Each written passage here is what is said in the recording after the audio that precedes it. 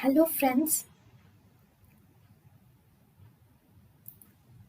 welcome to Creative Medicine. In this lecture, we will learn about Anterior segment, we have posterior segment.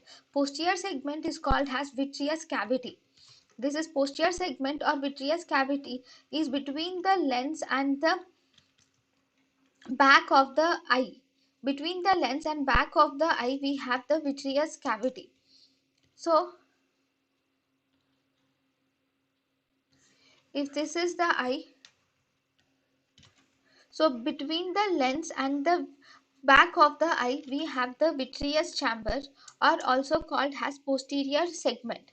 So this is the vitreous chamber or posterior segment. This vitreous chamber is actually filled with a jelly-like substance which is called as vitreous humor, fills the vitreous cavity. And what does this vitreous humor do? With this vitreous humor provides nourishment to the eye, and it will also help the eye to maintain the shape.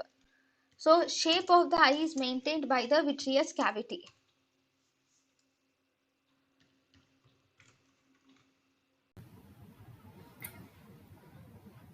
thank you and thank you for watching.